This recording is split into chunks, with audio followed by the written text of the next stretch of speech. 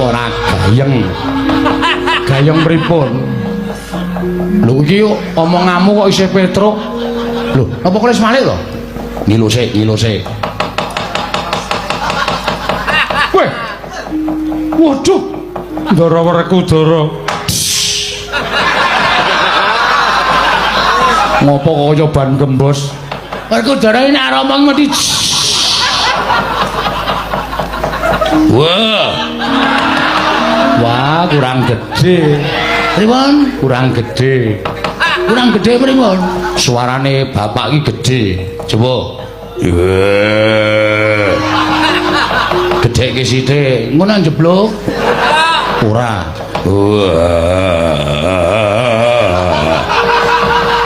Kok rajek. Anu pentile bosok. Coba tak cobane yo, Pak. Wah. Konto sinduk.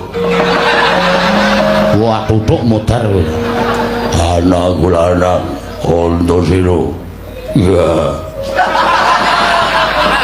Aku ngaturke bekti katur ya, Pak. Tak gegem.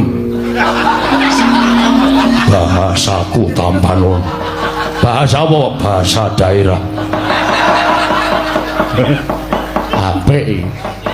Pak Di, jagat iku padha jagat pangestu karo. Emosino iki. Wah, Pak Di Mandura aku ngaturke bekti katur. Yo, tak tampa maksudane Pak Demu tampan ngono. Lah gegem dadi jimat. Adikku Di, adikku. Waraku Dara. Ling ngerem ki wis. Kula bali kok das ora. Bulet iki. Nggih. Bulet iki. Kurang juga ndak konangan. Iya. Bulet iki kekengku. Yayu padha Raharjo. Beda. Lho.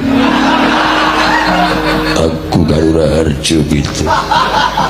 Aku werek Bidara Raharjo bakul bakso.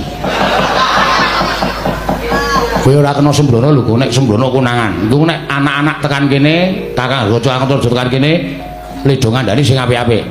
Nggih. Siap lho, Gong. Oke. Siu. Pak D, Baladewa rada mundur. Semantel. Jenanangan. Loh, warku dorong apa? Midak sikilku.